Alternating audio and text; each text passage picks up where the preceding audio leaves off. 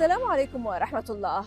لعل إسرائيل هذا الكيان المؤقت ما فتئت تستخدم الثقافة والفن علانية كشكل من أشكال الدعاية لتبييض صفحتها الملوثة بدماء الأبرياء من الفلسطينيين، أو لتبرير نظام الاحتلال والاستعمار الاستيطاني والفصل العنصري ضد الشعب الفلسطيني صاحب الأرض. وتعد المؤسسات الثقافية الإسرائيلية جزءاً لا يتجزأ من الرافعات الأيديولوجية والمؤسساتية لنظام الاحتلال الإسرائيلي ضد الشعب الفلسطيني، وتماماً كما دعا الناشطون المناهضون لنظام الفصل العنصري الأبارتايد في جنوب أفريقيا آنذاك الفنانين والكتاب الدوليين والمؤسسات الثقافية العالمية إلى مقاطعة كيب تاون ثقافيا. باتت هنالك مساع حثيثة وفعالة من قبل منظمات تدعو إلى المقاطعة وسحب الاستثمارات وفرض العقوبات على إسرائيل، وتحث العاملين في مجال الثقافة والمنظمات الثقافية الدولية بما في ذلك النقابات والجمعيات على مقاطعة أو العمل من أجل إلغاء الأحداث والأنشطة أو الاتفاقات أو المشاريع التي تشارك فيها إسرائيل أو مجموعات الضغط التابعة لها أو مؤسساتها الثقافية، حيث يطلب من المشرفين على الأماكن والمهرجانات الدولية رفض التمويل وأي شكل من أشكال الرعاية من الحكومة الإسرائيلية. اليوم يرفض آلاف الفنانين في جميع أنحاء العالم تقديم عروضهم في إسرائيل، بما في ذلك مجموعة من النجوم العالميين مثل روجر ووترز من بينك فلويد ولورين هيل وتشاك دي وسواهم. لماذا المقاطعة ثقافيا، وما مدى تأثير ذلك على الصورة المقيتة بالأصل لهذا الاحتلال الإسرائيلي المتوحش لفلسطين، وما الدروب والأوجه المضادة لدحض روايته ووسائله الجبانة؟ للحديث أكثر عن المقاطعة الثقافية لإسرائيل وجدواها يطيب لنا أن نستقبل مالكوم المخرج الكندي الحائز جوائز وتقديرات مرموقة والمنتج للأفلام الوثائقية والهادفة والخيالية، ورئيس ومؤسس شركة برودكشنز مالتي موند، والناشط في منظمات حقوق المهاجرين وفي مجتمع الأفلام المستقلة. أهلا بكم إلى حلقة جديدة من الداخل. معكم زينب صفار، تابعونا.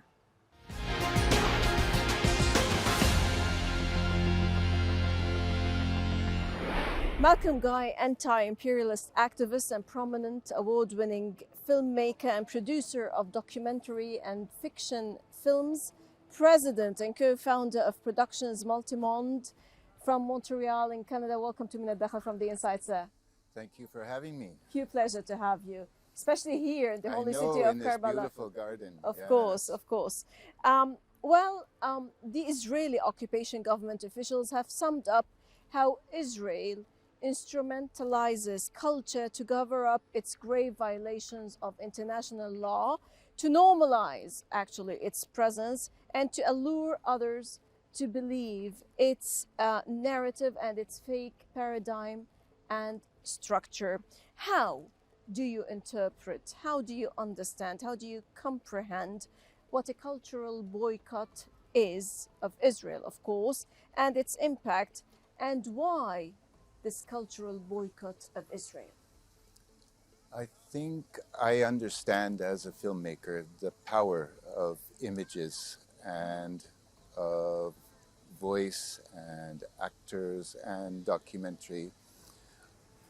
When I do a film, the main thing I'm looking for is to touch people's hearts, and through that to make them think about things. So I know that the Israelis are trying to do the same thing. Especially today in Netflix, for example. Exactly.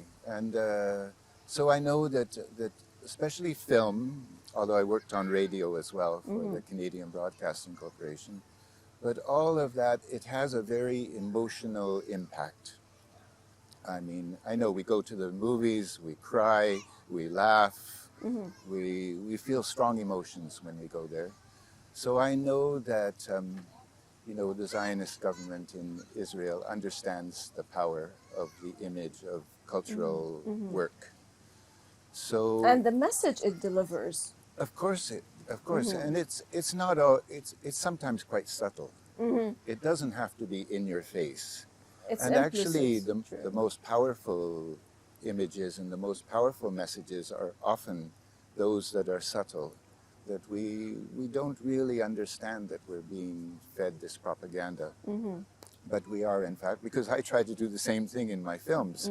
Not that I feed people propaganda, but I'm trying to influence the way they see the world. So I've understood the power of the spoken word, the power of the moving image, the power of the songs, the power of the written word. And so the Israelis have done that. So I know that the boycott of cultural goods from Israel is crucial in terms of the boycott campaign. And it has nothing to do with the quality of the works. It has all to do with the message that they are putting forward. And so I really think that the cultural boycott, among all the many boycotts that we do, is one of the most important because it touches us, right? Of course. But how to explain, sir, the principles and the guidelines of what a cultural boycott of Israel is? How do you understand it? I think, you know, the Israeli government, of course, understands that they're going to put a lot of money into culture. They understand the necessity to produce cultural goods that are going to go around the world and are going to show a good face of Israel, of the Zionist apartheid regime. So in that sense, they put a lot of money into it and a lot of effort. And so we, those of us who are concerned with the boycott, have to do the same thing. We have to be ready to put a lot of effort into countering that. And I think we are not boycotting the actors as such, or the fact that it's a film, or the fact that it's a book, or the fact that it's a piece of art. We are boycotting the fact that the Israeli government uses culture to promote its ends, which is the colonization of Palestine. Crimes. Yes, and I mean, I think we have to understand that it's a price we have to pay, you know, and it's a sad thing. I mean, you know, when I go back to the boycott of South Africa, for example, I mean, for many years, I did without things from South Africa, and I was so happy the day when South Africa was liberated. From the apartheid regime. Yeah, because from the apartheid regime, exactly. Because then I could share the things that came, the beautiful things and the wonderful food that came from South Africa.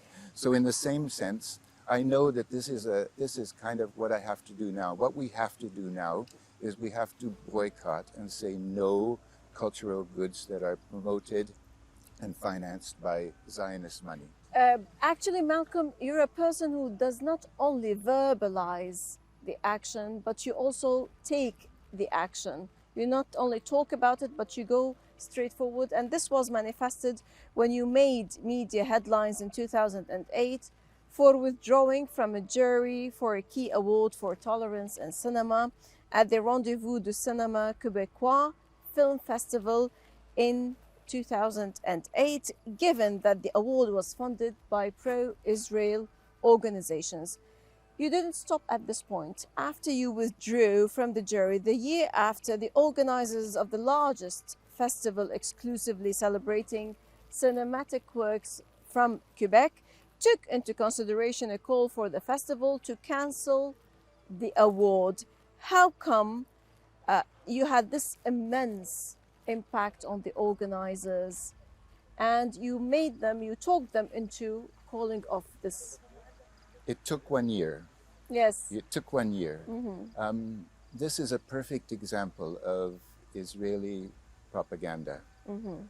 A tolerance award. Imagine the name, the Yeah, title. the Israeli government was financing a tolerance award. It's, who can be against tolerance, right?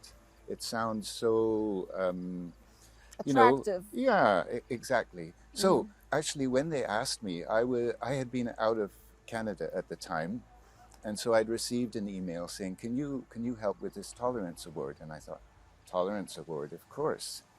And then, so I said, "Yes, okay, that sounds fine." We were 3 people on the jury. So you didn't know who are the No, I didn't realize the that. organizers or the funders I didn't know. behind them? I didn't think to look behind the scenes at that particular point. But I received an email from a filmmaker friend who said, do you know? I heard you. You know, something about the jury. I saw your name. Did you know that it's financed by Israeli money? I said, no, I didn't. I said, that's a problem. I'm going to have to pull out. I said, but I'm going to go and see my 2 other jury members and get them to pull out as well. But unfortunately, I worked on them. I did all that I could. They decided not to pull out. But I did, and I wrote an open letter, and I got it signed by many filmmakers and people from the cultural community in Montreal, in Quebec. And so it had a good impact. But you succeeded in talking them. I succeeded, but it took me another year of work to actually for them to stop the award. So the next time we had the festival, that particular award had been taken off the books, and so it was no longer there. So for me, that showed me, one, that you can win that struggle, and that it's important to do so, but also you can do education through doing that. So I educated people about why I decided not to be part of this jury, and why I thought that the festival, it was better to get it out of the festival, because this was not good for the festival. It did not create a good image of the festival to be supporting this kind of work. And I said, and it also informed me and taught me a lesson that you have to be careful of the words that are chosen. The Tolerance terminology, award, the course. terminology, Yes, right? and it's the same thing when they say that a land without a people for a people without a land. This is a myth, of It's course. a myth, of course, yes. And, you know, I admit, in terms of that particular thing, that when I was young, I dreamed of going and working on a kibbutz. I'm not Jewish, but, you know, the idea of making the desert bloom just appealed to me. I said, yes, we have to do that. And that influenced me. So I actually had a dream of going on a kibbutz one day. So I was taken in by the Israeli propaganda at that particular phase, and I'm sure I'm not alone, right? Sure. And I'm willing to admit that I was taken in. But why do you consider, Malcolm, that Israel's cultural institutions are part and parcel of the ideological and institutional scaffolding of Israel's regime of occupation, the settler colonialism, of course, and the appetite against the Palestinian people? Yeah, I think you use military force and you use other things like that when the ideological brainwashing does not work. So I think that the ideological work that is done by the Israeli government is it's another form of bullet, but it kills slowly. It kills your sense of your thought process, your ideas, your critical thinking, and so on. So it's another form of killing you slowly but surely. And so I see the ideological work in some ways as crucial to winning the struggle against Israel. Yes, we have to stop the imprisonments, the destruction of the homes, the occupation, etc. But we also have to change our thought process. And I often point out that actually I was born the same year that the Palestinians were chased from their land. So I was born in 1948. So I've always said that I have a close relationship to the Nakba and to the Palestinian people because of that. So I know how long They have they been have suffering been suffering, you know, on as their long own. as I've been on the earth, right? Yes, in their own homeland, they have been Exactly, suffering, exactly. chased And out. so it slowly, even though I said I was taken in by the propaganda, the ideology of wanting to work on a kibbutz, I came through essentially the struggle of the Palestinian people, and through them educating me and them struggling, I came to understand the need to struggle ideologically as well as in other areas. Sir, well, today we are in the holy city of Karbala as participants of the International Conference of the Call of Al-Aqsa in a move to culturally weave and connect and support and learn from the principles and the symbolism of the Renaissance of Imam Hussein, peace be upon him, and try to understand the Palestinian cause per se as such in direct relevance to this kind of very big cause. How do you come to understand such kind of move and such kind of conference? Well, I'm very pleased to be here in this city. It's been an educational experience for me. I've learned a lot since I've been here. I've learned that the struggle that took place in this city was one against an enemy that was very difficult to defeat, a huge enemy, in fact.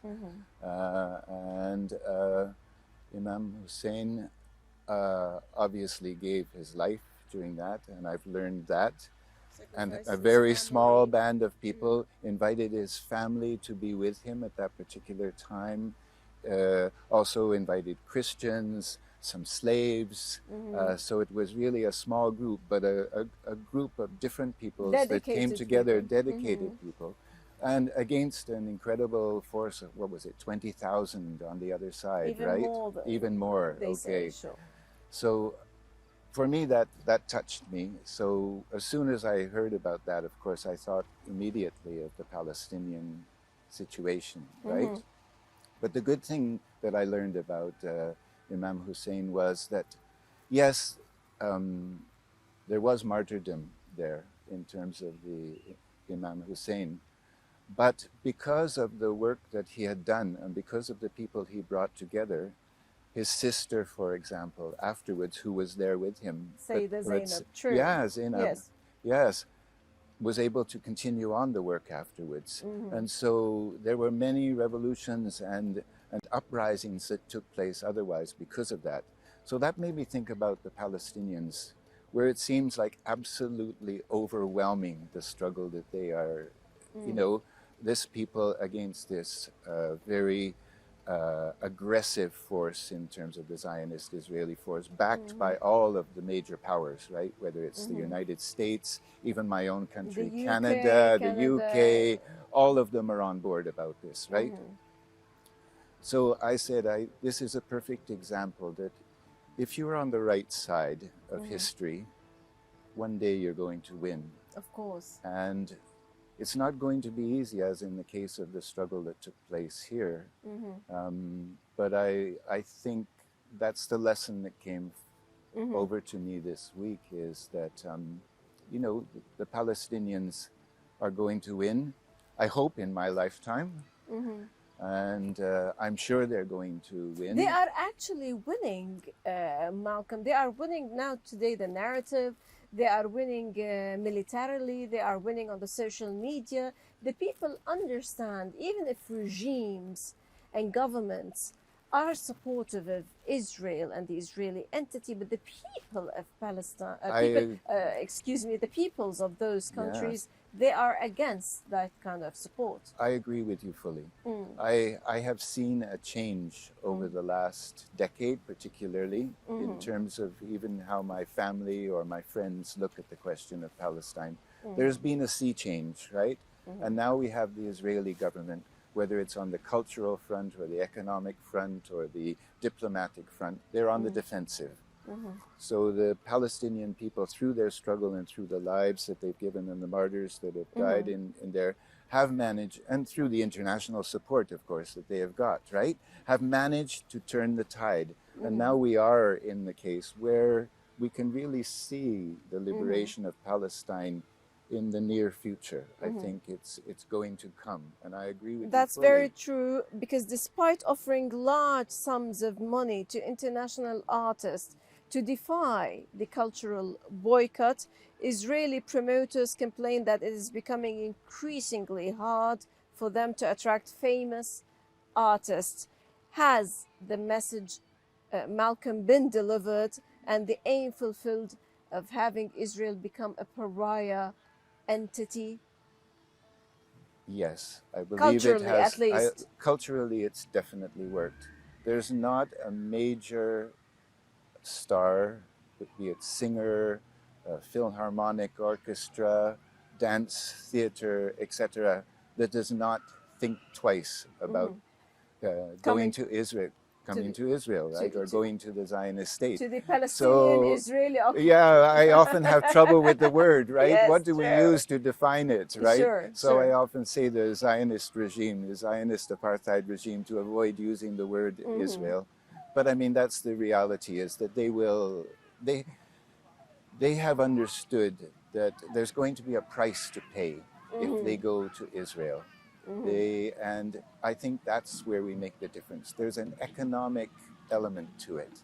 So there's going to be people who stop buying their records or their songs, or stop listening to them, stop buying their tickets, etc. There's going to be an economic price to it, and I think that's what the boycott is all about. Exactly. We have to When hit you hit people the where it pockets, hurts, you yes, know. yeah. And I think we have started to do that. We're still working on Justin Bieber, you know, our Canadian singer, but you know, we've seen so many artists recently. You mentioned some of them in your introduction, right? Of course. Who Roger have decided.